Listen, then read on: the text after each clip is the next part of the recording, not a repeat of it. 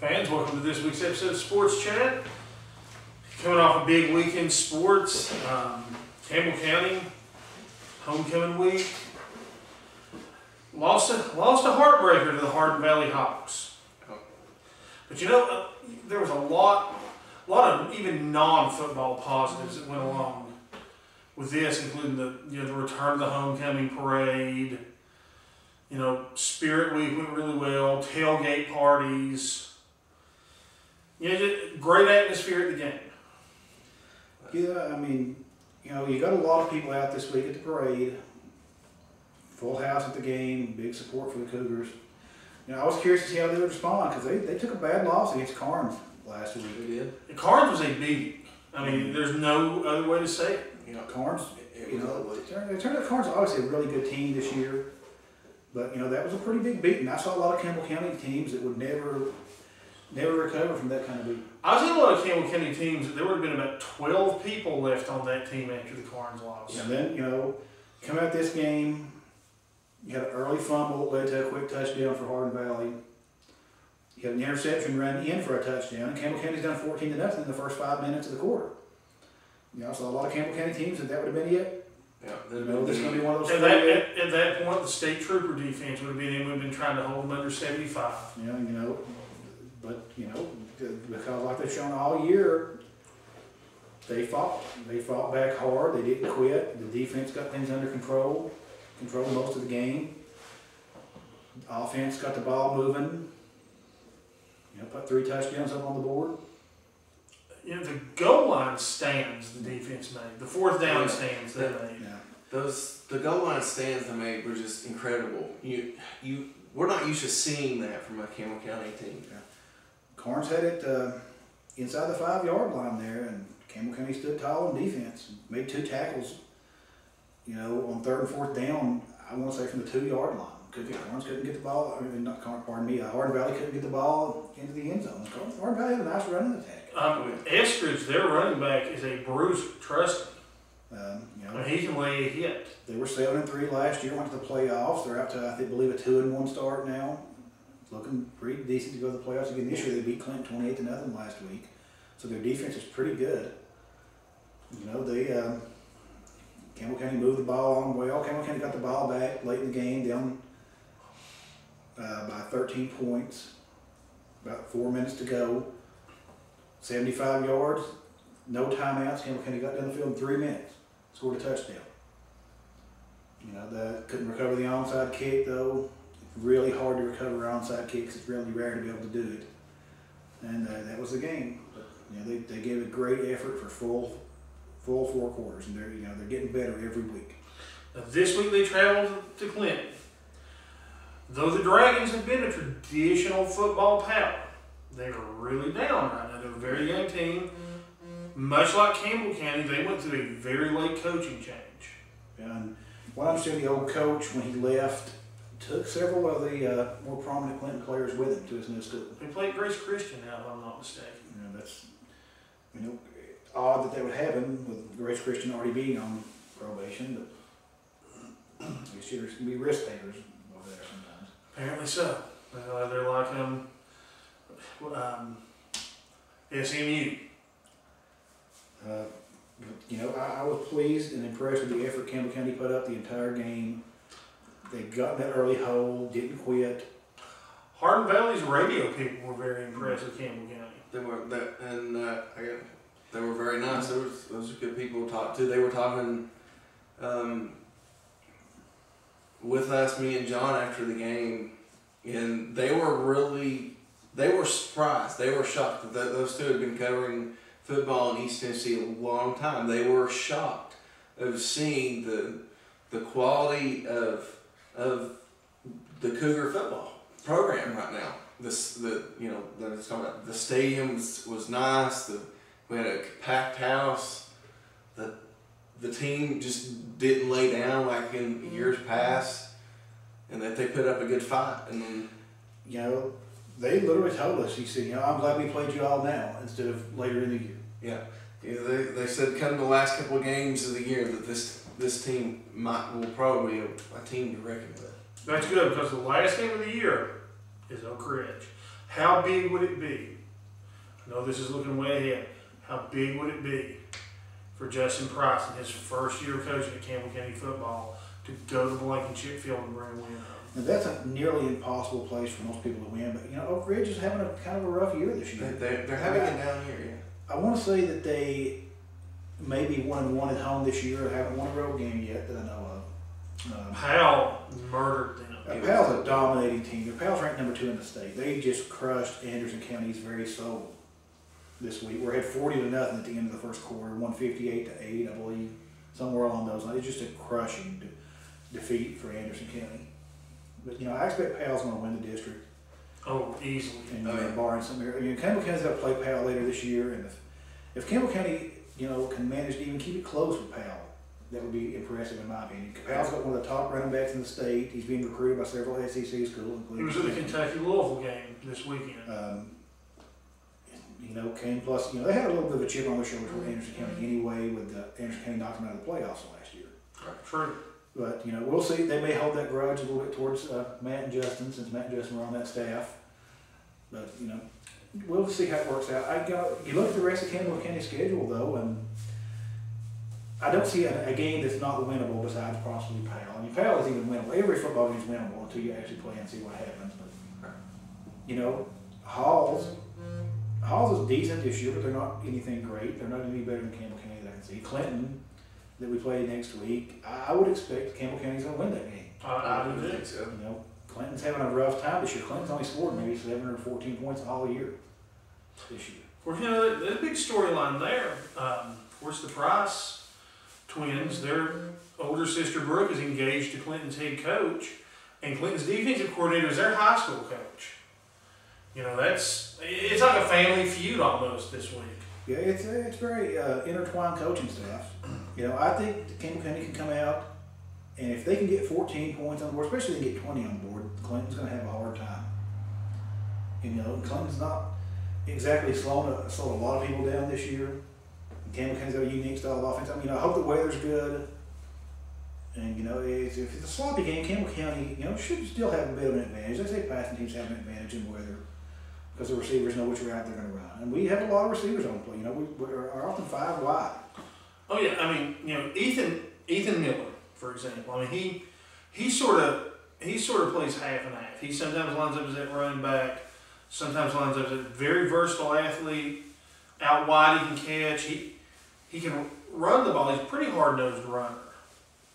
He scored that touchdown and he just powered into the end zone. That was the second to last touchdown. He was not going to be stopped. Tuffy had 2 good touchdown runs on that final touchdown. He ran through and around over 5 or 6 people. Oh yeah, Tuffy crushed a defender during one of those runs. He had some big passes on that drive. Isaac Phillips caught some big passes.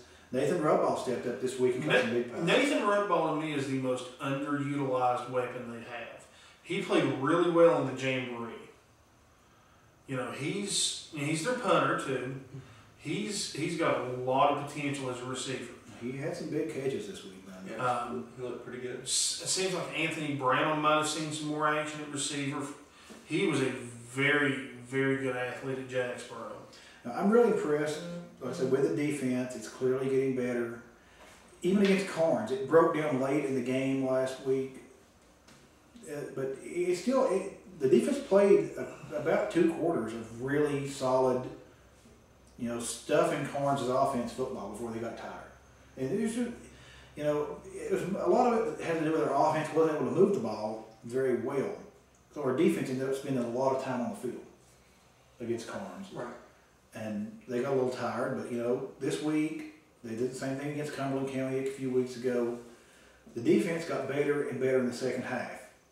And outside of that first 5 minutes of the game, you got to play the whole game. But those couple of mistakes on offense with the bad snap and the interception, Campbell County outscored Hardin Valley 20-13 the rest of the way. Yeah, the defense, really and truly did not give up. 20-12, pardon me. Did not give up that many points compared to the score.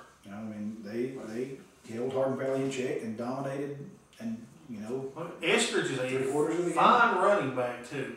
I would say Eskridge may be the second best running back in the district behind Deshaun Mobley. And I hate to say anything about moral victories, because there's really not many moral victories out there. There's you win or you lose. But if you improve and compete in losses, it's not it's not a victory, but it means you're getting better as a team, Right. and the coaches are doing their job. Literally the 5th time this offense has been run by these players in a game.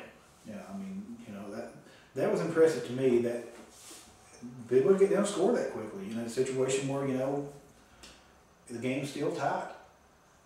They've had some fast scoring offenses this year and fast strikes. And when that offense is working, you can move down the field in a hurry with it. So, and look, we've got the weapons to do it at receiver. Bo Ferris is seeing more time on offense. Anthony Branham's seeing more time on offense. Brandon Long is Mr. Reliable. You get a lot of players. They're all making plays. The offensive line, it's blocking pretty well. They had trouble against Carnes. Carnes' defense is really fast. And Carnes blitz, just all-out blitz. And, most people, Tuffy is a good enough athlete, buy some time for himself, get away, either make a throw, make a little bit of a run. He just wasn't able to do that against Carnes because that's just testament how good their defense is. Right. But against everybody else this year, he's been pretty decent at getting the ball moved. He makes pretty good choices with the ball. He's starting to read his pass progression better, too. And, he had the interception in the first quarter. Every quarterback throws an interception every once in a while. It's just unavoidable. It's part of football. But he learned from that. Solid the rest of the way with his passing. Yeah, I would like to see what he could have done had he had 4 years in this system. Yeah, he would have been something to help. He's already having some really high-powered offensive games, throwing and running the ball. But this is just going to get better and better. Next few years, more time in the system. I'm not even don't write off this year. I know they finished the first half of the season now. Finished it at 1-4, but they've competed in every game except for the Carnes game. The first game against Seymour got out of control a little bit towards the end, but Seymour scored some really late touchdowns in that game. That was the first game they'd ever played, ever run the system in. And, there was a big lightning delay, a thunderstorm delay during the game. That was just a unique situation. But, they've come out and they've played hard in every game since then. And I'm personally, I'm as pleased with this Campbell County football team as any I've ever saw, and that includes someone who's making the playoffs. Yeah, the Chris Johnson year. A lot of that year, I'll say this, that team did have a great defense. But, for the most part, and it was hard to do, but if you could shut Chris Johnson down, we had a good quarterback in Brant Steiner, but didn't have a lot to throw to. Well, that year, you say that team had a good defense. They won a lot of low-scoring games. They played offense, literally, very conservatively, keep it close as you can, keep the game close, play strong defense, and wait on Chris Johnson to break a bit. Okay, we almost invariably broke one or two every game. We've talked about this, about how you knew the guy from Oak Ridge was just bum fuzzing that Campbell County beat Dobbins Bend. Yeah. I was on the sideline for that game. How they beat Dobbins Bend when the offense was on the field? They called the play. They weren't going to say it. They had a guy with a stopwatch, timing the game, timing the play clock. When it was about to run out, he would signal for the snap. And they controlled Dobbins Bennett that way. Yeah, that was a down year little bit for Dobbins Bennett. Yeah, and I'll say this, people talk some bad things about Dwayne Wells. That was brilliant coaching on his part. Sometimes you got to do that to stop a team. I was just at work with a guy. He was an Oak Ridge alumni. That was Oak Ridge. Dobbins Bennett's just Oak Ridge's arch nemesis come playoff time. Oak Ridge have trouble beating those. You have these Oak Ridge teams that are 11-0 and they play Dobbins Bennett and lose. I'm actually pretty happy that we beat them because I like seeing Dobbins Bennett lose. Now, the middle schools, not really heard much of a report from La Follette. I know they didn't fare well. Jacksboro lost to Rutledge 2-0. It looked early on in the season like Jacksboro was going to just run away, possibly with the district. I really saw Oneida being their only test. But, they had a big win over what looked like a pretty good Norris team down at Norris. And they had a pretty good win over Lake City. Nice win over Lake City. And then the the last couple of weeks, the offense has had trouble. They scored 12 points 2 weeks ago and 2 points, didn't score any this week. And, defense obviously played well, but I guess it was a safety. That's all you can score 2 points at the middle school level. So apparently you're not allowed to run a 2-point conversion back. Well, even if it was a 2-point conversion run back, it would have been a touchdown. No, it's So, 2 points. Right, that's what I say. Even if it was, they could run it back, it would have been. That's what I said. Right. They scored 2 points. I said obviously it wasn't, the conversion wasn't run back for 2 since you're not allowed to in middle school. So obviously Rutledge got a safety at some point. That was it. I said the defense has been solid. The defense gave up, you give up 16 points in 2 games. You expect you probably win both of them. Yeah. Now, Jacksboro is playing Eagleton this week for homecoming at Jacksboro. So Thursday night, it's going to be big. Eagleton is not a bad team. They look good against LaFollette. I mean, unfortunately for LaFollette, they're really down right now. And Another late coaching change. it's a lot of teams that are looking good against them right now.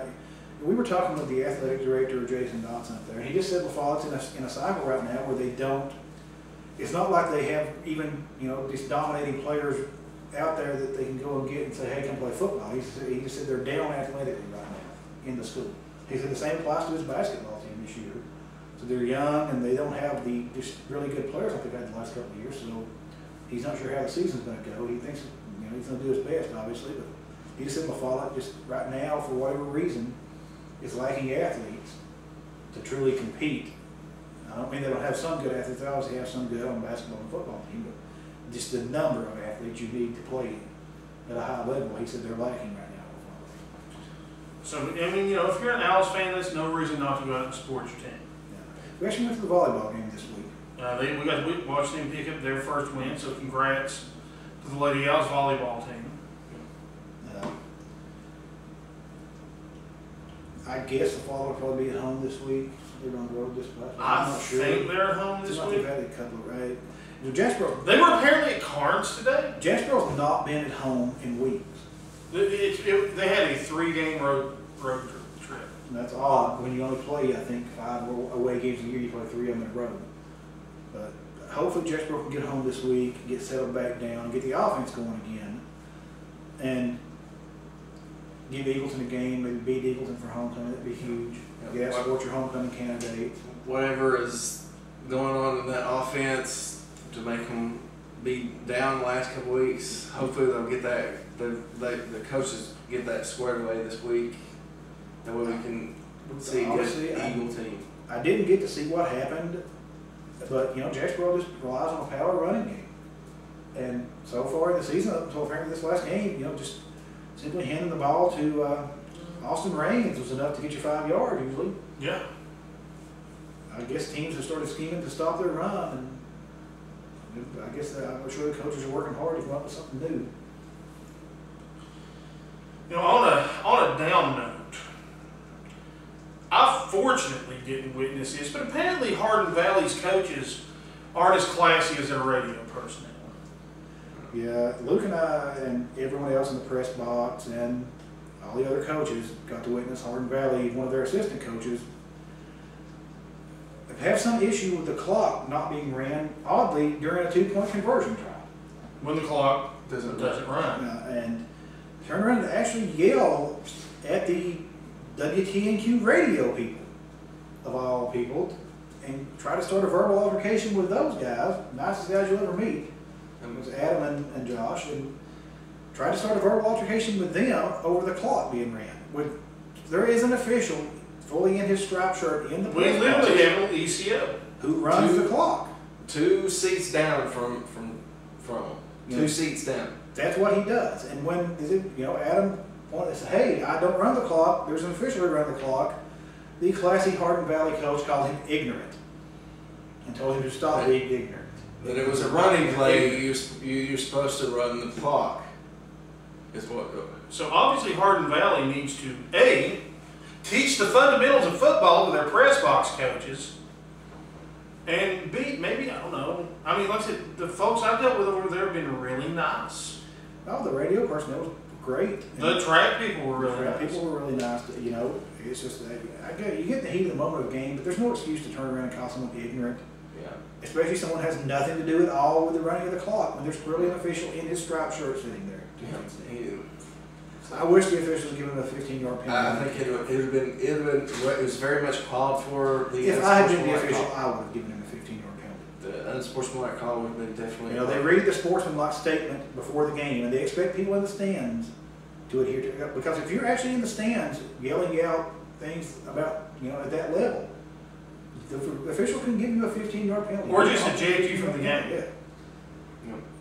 And, sportsmanship is read out before every single football game. Not name calling, none of that. You know, it's ridiculous for a coach to turn around and yell that out to a radio person who's not involved in it in any way at all. So, bad on you, Hardin Valley coach. Yeah. Well, fans, we're going to call it a segment here. We'll be right back with some talk about college and pro football.